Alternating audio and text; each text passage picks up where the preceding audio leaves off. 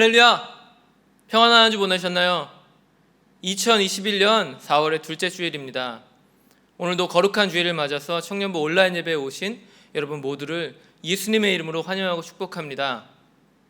코로나로 인하여서 이번 주도 이렇게 제한된 환경 속에서 예배를 드릴 수밖에 없는 상황인데요. 그러나 분명한 것은요, 이러한 상황과 환경이 하나님과 우리의 관계를 가로막을 수 없다는 사실입니다. 하나님은 물리적인 환경에 제한받으시는 분이 아니세요. 우리가 그것을 잘 알고 있습니다. 하나님은 오늘도 영과 진리로 예배하는 자들 찾고 계십니다.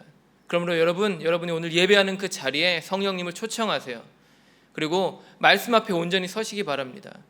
그것을 통해 우리의 삶이 성령 안에서 다시 한번 살아나는 역사를 경험하는, 또 말씀의 은혜 가운데 하나님의 뜻을 온전히 따라갈 수 있는 삶을 살아가는 우리 모두가 되시기를 예수님의 이름으로 축복합니다. 오늘 함께 보실 말씀은 누가복음 24장 36절에서 53절까지입니다. 저는 오늘 이 말씀을 가지고 살아갈 날들을 위해 라는 제목으로 말씀의 은혜를 나누려고 해요. 먼저 다 함께 본문을 천천히 읽으신 후에 말씀으로 들어가도록 하겠습니다.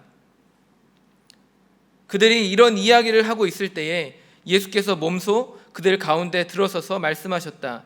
너희에게 평화가 있어라. 그들은 놀라고 무서움에 사로잡혀서 유령을 보고 있는 줄로 생각하였다. 예수께서는 그들에게 말씀하셨다. 어찌하여 너희는 당황하느냐? 어찌하여 마음에 의심을 품느냐? 내 손과 내 발을 보아라. 바로 나다. 나를 만져보아라. 유령은 살과 뼈가 없지만 너희가 보다시피 나는 살과 뼈가 있다. 이렇게 말씀하시고 그는 손과 발을 그들에게 보이셨다.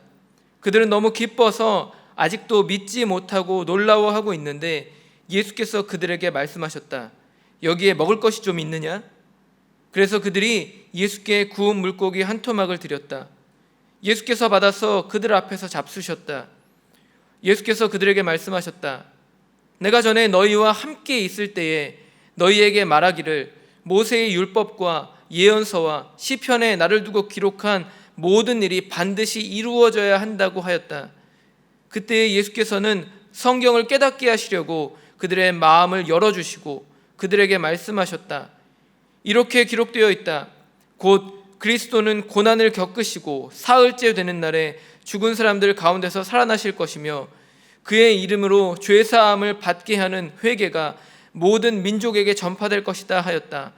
예루살렘에서부터 시작하여 너희는 이 일의 증인이다. 보아라, 나는 내 아버지께서 약속하신 것을 너희에게 보낸다. 그러므로 너희는 위로부터 오는 능력을 입을 때까지 이 성에 머물러 있어라. 그리고 예수께서는 그들을 밖으로 베다니까지 데리고 가서 손을 들어 그들을 축복하셨다. 예수께서는 그들을 축복하시는 가운데 그들에게서 떠나 하늘로 올라가셨다. 그들은 예수께 경배하고 크게 기뻐하면서 예루살렘으로 돌아가서 하나님을 찬양하면서 날마다 성전에서 지냈다. 아멘. 며칠 전 한 영상을 통해서 이러한 이야기를 들은 적이 있습니다. 내가 특별하면 평범한 하루가 좋고 내가 평범하면 특별한 하루가 좋다. 참 멋진 말이죠. 나라는 본질을 통해서 정의되는 삶. 사람들은 누구나 이러한 삶을 꿈꿉니다. 그러나 실제로 이렇게 사는 것은 그리 쉽지 않은 일인 것 같아요. 대부분의 사람들은요, 상황과 환경에 영향을 받습니다. 그로 인해 눈에 보이는 것들에 더 많이 신경을 쓸 때가 있어요. 내가 특별해지기보다는요, 내 상황과 환경이 특별해지기를 바랍니다. 평범했던 삶에 무언가 특별한 일이 일어나기를 바란다라는 거예요. 그러나 분명한 것은요, 그것으로 인해서 나라는 존재 자체가 바뀌지는 않는다는 겁니다. 일상이 아무리 특별해도 나라는 사람이 특별하지 않다면 우리는 그 일상에서 경험할 수 있는 기쁨들을 다 누리지 못하게 될 수도 있어요. 그러나 나라는 존재가 특별하다면 이야기는 달라질 수 있습니다. 내가 특별하면 내가 머무는 평범한 일상도 특별해질 수가 있다는 거예요. 그렇게 중요한 것은요, 언제나 나 자신입니다. 한번 생각해 보세요. 환경이 바뀌고 상황이 좋아진다고 해서 본질도 반드시 변할 수 있다는 보장이 있나요? 많이 가진 사람, 또 좋은 환경에 사는 사람, 그런 사람들이 그렇지 못한 사람보다 더 행복합니까? 꼭 그렇지만은 않은 것 같아요. 이것은 국가별로 나타나는 그 행복도만 봐도 우리가 충분히 잘 알 수 있습니다. 여러분 2020년 당시에 국가별 행복지수가 한국이 몇 등이었는지 아세요? 153개국 중에 무려 61등이었다고 합니다. 세계 10위권 안에 드는 경제대국이 고작 그 정도의 등수밖에 얻지 못했다라는 거예요. 이것이 우리에게 가르쳐주는 것은 무엇인가요? 그건 바로 상황이나 환경보다 나라는 본질이 더 중요하다라는 거예요. 다시 말해 본질의 변화가 인생의 궁극적인 변화를 만들어낼 수 있다라는 겁니다. 오늘 본문에 나와 있는 부활하신 예수님이 제자들에게 찾아오신 장면을 한번 여러분 자세히 살펴보세요. 당시 제자들의 일상에는 무언가 특별한 일들이 있었습니까? 아니요. 그들의 일상은 지극히 평범했습니다. 그런데 그 평범한 자리에 예수님이 찾아오시는 거예요. 유대인들의 일반적인 인사였던 샬롬을 전하시면서 그들의 일상에 주님이 들어오십니다. 그리고는 부활을 믿지 못하는 그들에게 손과 발을 보이시면서 자신이 다시 살아났음을 그들에게 증거하셨어요. 이 당시에 제자들의 삶은 평범했습니다. 아니, 평범하다고 말하기조차 어려운, 어쩌면 그들의 삶은 아주 절망적인 상황이었을지도 몰라요. 그런데 중요한 것은요, 그곳에 임하신 예수님이 특별하셨다라는 거예요. 그리고 또 한 가지는요, 그 예수님이 그 평범한 일상, 비참한 일상을 살아갔던 제자들의 삶을, 그들 자체를 특별하게 바꾸시기를 원하셨다라는 겁니다. 그러나 안타깝게도 당시 제자들은 이것을 잘 깨닫지 못했던 것 같아요. 41절을 보시면 부활의 주님을 만나짓고 그들은 조금 이상한 반응을 보이고 있는 것을 볼 수 있습니다. 그들이 너무 기뻐했는데 그런데 아직 믿지는 못했다라고 말하고 있습니다. 쉽게 말해 당시 제자들 안에 기쁨과 불신이라는 서로 다른 이 상반된 감정이 공존하고 있었다라는 거예요. 그런데 이때 예수님이 그들에게 하신 것이 무엇입니까? 주님은 그런 제자들에게 갑자기 먹을 것이 있는지를 질문하세요. 그러자 제자들이 예수님께 구운 생선 한 토막을 내어드립니다. 이것은 아마도 제자들이 저녁으로 먹다 남았던 음식이었던 것 같아요. 그런데 부활하신 주님이 그 평범한 음식을 드시는 거예요. 성만찬과 같은 뭔가 특별한 음식을 드시는 것이 아니라 지극히 평범한 음식, 그것도 제자들이 먹다 남은 그런 하찮아 보이는 음식을 드시는 겁니다. 여러분, 뭐가 좀 이상하지 않나요? 부활이라는 엄청난 기적을 이뤄내셨다면 조금 더 화려하게 나타나셔도 되잖아요. 더 멋진 식탁에서 더 멋진 음식을 드셔도 괜찮지 않았을까요? 그런데 왜 주님은 이토록 평범한 식탁에 참여하시면서 제자들에게 나타나신 겁니까? 그건 바로 주님이 그 일을 통해서 스스로 실패했다고 여기는 제자들, 그들의 삶을 특별하게 바꾸시기 원하셨기 때문이에요. 당시의 제자들의 현실은요, 분명히 평범했고 또 비참한 상황 가운데 놓여 있었습니다. 예수님을 따랐다라는 이유만으로 인해서 그들은 신변의 위협을 받고 있었어요.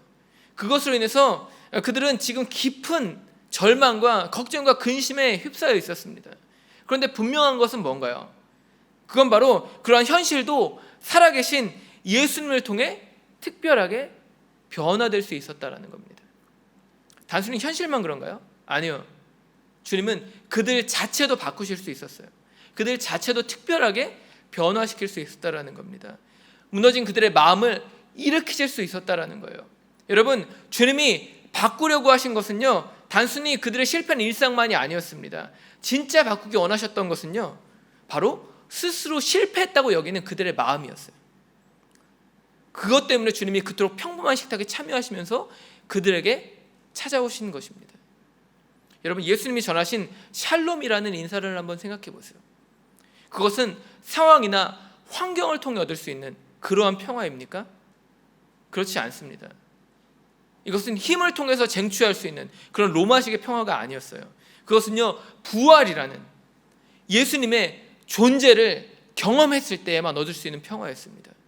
그걸 통해 부활의 소망을 갖게 되었을 때, 그렇게 자신이 특별한 존재로 변화됐다는 사실을 깨닫게 되었을 때, 그때야 비로소 진정한 평화를 누리게 될 수 있었다라는 거예요.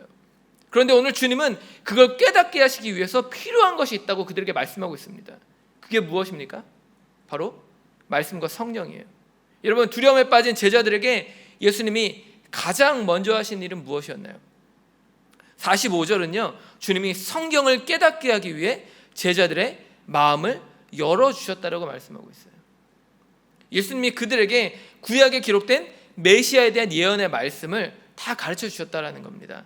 그런데 주님은 그 예언의 중심에 바로 제자들의 삶이 자리 잡고 있다고 오늘 말씀하세요. 46절과 47절을 보세요. 예수님은 부활이라는 기적적인 사건 이후에 죄사함을 받게 하는 회개가 예루살렘에서부터 시작하여 모든 민족에게 전파될 것이라고 말씀하십니다. 그러면서 48절을 통해 이렇게 말씀하세요. 너희는 이 일의 증인이다. 여러분, 이게 무슨 말입니까? 제자들이 직접 그 일을 이루게 될 거라는 거예요. 그들이 앞으로 살아가면서 그 증거들을 만들어내게 될 거라는 겁니다.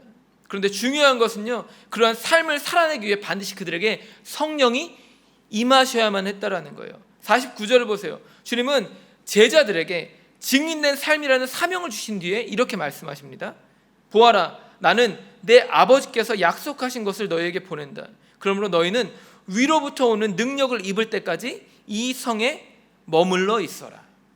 여러분, 이것과 동일한 본문을 담고 있는 요한복음 20장 22절은 이 본문은 이렇게 말하고 있습니다.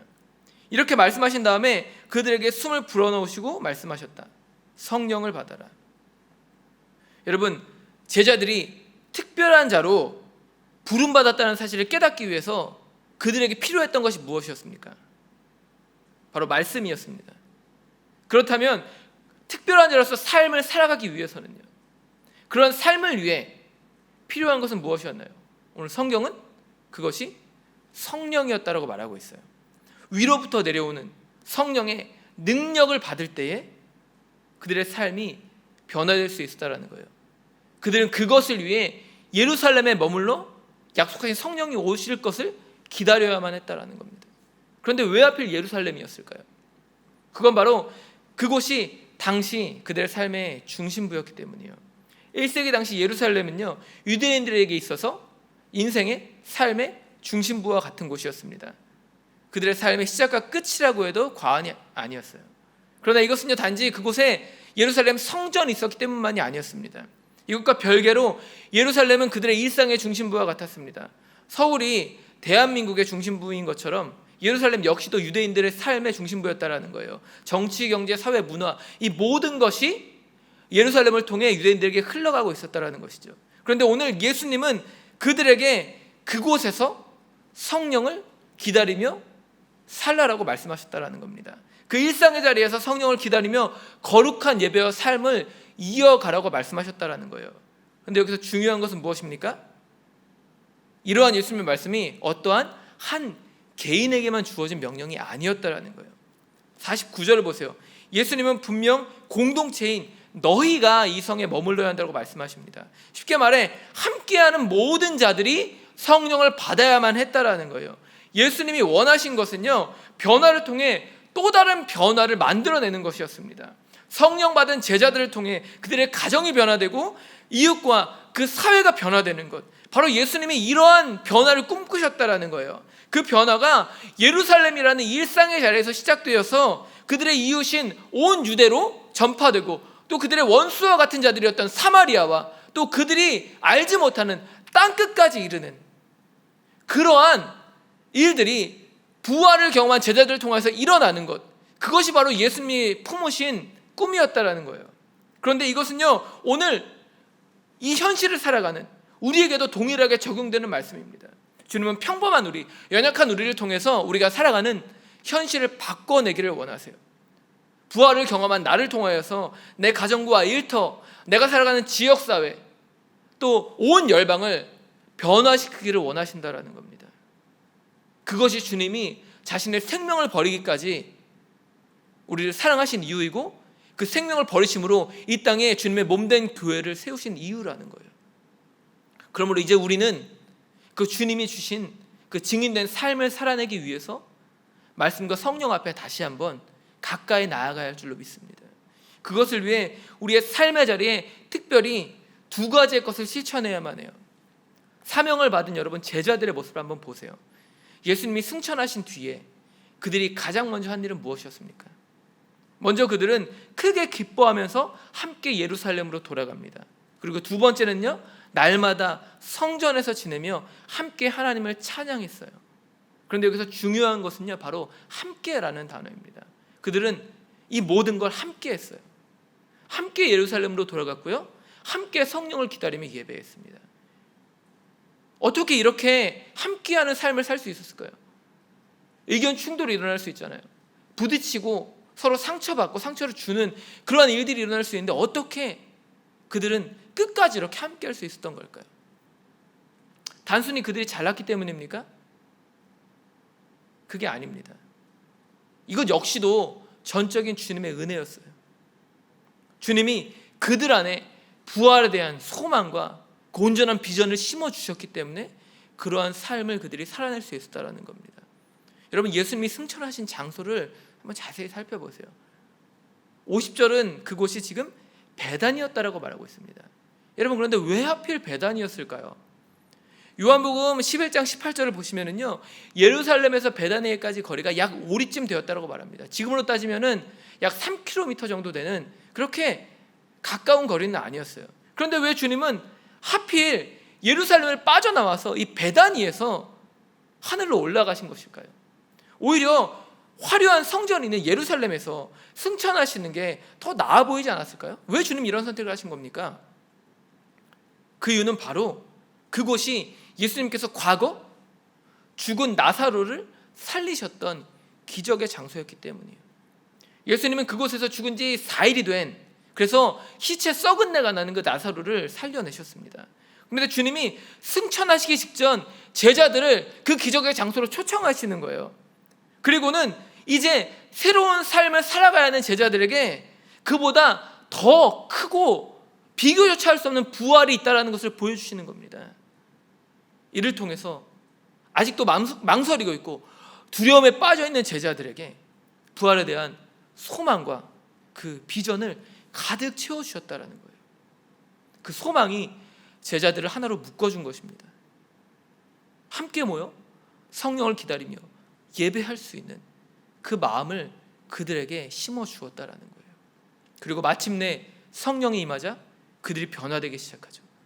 그들 개인이 변화되고 그들의 공동체가 변화되고 그들의 평범했던 일상이 변화되기 시작합니다. 자신들의 일상이 기적처럼 찾아오신 예수님, 그분이 약속하신 성령을 통해 그들의 삶이, 두려움에 사로잡혔던 그 삶이 완전히 변화되기 시작해요. 그걸 뛰어넘어 버립니다. 결국 그들은 일상의 자리인 예루살렘을 변화시키고 온 유대로 흩어져 그 모든 땅을 변화시키고 사마리아 땅끝까지 이르러 복음의 증인된 삶을 살아냈다라는 거예요. 여러분, 그러므로 변화된 삶, 부활을 이루어내는, 부활을 경험하는 삶을 살아내기 위해서 그 성령님이 여러분의 삶에 함께 계시는지를 여러분 점검해 보시기 바랍니다. 만약 그렇지 않다면 내 삶의 자리에서, 지금 여러분이 있는 그 자리에서 간절히 성령을 찾고 구하시기 바라요. 그래야만 내가 변하고 내 가정이 변하고 내 일터가 변하고 우리가 살아가는 이 지역사회, 우리가 있는 그 모든 공동체들이 변화될 수 있습니다. 여러분, 문제는요, 내가 부족한 게 아니에요. 나는 평범하지 않습니다. 예수님은 우리는 결코 평범하지가 않아요. 우리 모두는 부활을 향해 달려나아가는 특별한 자들입니다. 주님은 그렇게 우리를 특별한 자들로 부르셨어요. 그 부르심을 받은 자들이 함께 모이는 자리가 바로 교회입니다. 그 교회에 모여 함께 예배하는 우리들은 결코 부족하지 않아요. 그렇다면 우리가 가진 가장 큰 문제는 무엇입니까? 그건 바로 우리 자신이 우리에게 주어진 상황과 환경을 통해서 나라는 사람을 판단한다라는 거예요. 그런데 주님은 그게 문제가 아니라고 말씀하고 계십니다. 너의 환경, 너의 상황, 그것이 문제가 아니야 라고 말씀하시는 거예요. 진짜 큰 문제는 무엇입니까? 내 삶에 성령의 임재가 없다라는 겁니다. 그 성령의 임재가 없기 때문에 말씀을 들어도 말씀대로 살아갈 수가 없는 거예요. 여러분, 그러므로 날마다 우리의 삶에 성령을 초청하셔야만 해요. 그것이 변화의 핵심입니다. 우리가 부활한 예수님을 경험해도 변하지 않는 이유가 무엇입니까? 성령을 받지 못했기 때문에 살아갈 용기와 희망을 얻지 못하는 겁니다. 여러분, 우리의 삶이 평범하지 않음을 여러분 믿음으로 선포하세요. 우리의 삶이 부활을 통하여서 특별한 존재가 되었다는 것을 날마다 믿음으로 선포하시기 바랍니다. 성령이 임하게 될 때 그럼 우리의 삶이 변화될 수 있습니다. 우리의 삶이 새로워질 수 있습니다. 우리만 새로워지는 것이 아니라 여러분이 있는 그 자리에 여러분이 있는 그 공동체에 성령이 임하게 될 때 여러분 함께하는 자들이 변화될 수 있어요. 암울한 현실을 살아가고 있습니다. 죄악에 관영한 시대를 살아가고 있습니다. 우리에게 진정으로 필요한 것은 무엇입니까? 성령의 충만한 임재. 그분이 우리와 함께 하실 때, 우리의 가정에 함께 하실 때, 우리의 일터에 함께 하실 때, 우리가 살아가는 이 땅에 함께 하실 때, 그 부활의 은혜가 우리들의 삶의 곳곳에도 임하게 될 줄 믿습니다. 여러분, 그러므로 오늘 하루를 살아가는 여러분의 삶이 성령님과 날마다 동행하는 삶을 살아내시기를 바랍니다. 그러한 삶을 통하여서 여러분이 어느 곳에 있든지 그 자리에서 그리스도의 생명을 전하는 삶, 복음의 증인이 되어서 무너진 세상을 일으키는 삶을 살아가게 되시기를, 그러한 삶을 통하여서 하나님이 약속하신 승리를 취하는 삶을 살아가게 되시기를 예수님의 이름으로 간절히 축복합니다. 함께 기도하겠습니다. 하나님, 오늘도 귀하고 복된 예배를 통하여서 이 자리 가운데 함께해 주심에 감사드립니다. 하나님, 우리의 존재는 결코 평범하지 않습니다. 우리 각 사람은 결코 평범하지가 않습니다. 예수님이 함께 하시기에, 그 주님이 부활의 영광으로 우리 가운데 임하셨기에 우리는 결코 평범하지 않습니다. 우리는 특별한 존재들입니다. 주님, 우리는 그렇게 특별한 존재를 부름받았습니다. 또 특별한 사명을 받은 자들입니다. 하나님, 우리가 그것을 잊지 않게 해 주시옵소서. 우리가 이 땅 가운데 그리스도의 복음을 증거하는 삶의 자리로 나아가야 함을 잊지 않게 하여 주시옵소서. 그것을 잊지 않기 위해 주님, 말씀을 더욱더 우리가 깊이 묵상하게 해주시고 그 말씀 안에서 성령이 깨닫게 해주실 때 주님이 우리 가운데 주신 사명이 무엇인지를 온전히 깨달아 그것을 위해서 우리의 삶을 내어 던지는 그러한 사명자의 삶을 살아내는 우리 모두가 될 수 있도록 붙잡아 주시옵소서. 하나님, 그 일이 거창한 일이 아닙니다. 그 일은 오늘 우리 자신을 통하여서 일어날 것이고 우리의 가정과 우리의 일터와 우리의 지역사회, 하나님, 그렇게 단계별로 그러한 일들이 퍼져나가게 될 줄 믿습니다. 하나님, 우리를 그렇게 사용하실 주님을 바라보며 오늘도 주의 성령을 붙잡고 담대한 믿음으로 살아내기를 원하오니 우리가 살아가는 곳곳에 성령님 임재하여 주셔서 주님 증인된 삶을 온전히 살아낼 수 있도록 우리를 붙잡아 주시옵소서. 그러한 삶을 통하여서 아버지, 고통당하고 있는 시대, 무너진 시대를 일으켜 세울 수 있는 그 청년 세대들로 우리를 세우시고 우리를 인도하여 주시옵소서. 함께 하시고 역사하실 주님을 바라보며 오늘도 살아계신 우리와 함께 하시는 우리의 구원자 나사렛 예수 그리스도 이름으로 감사하며 간절히 기도드렸습니다. 아멘.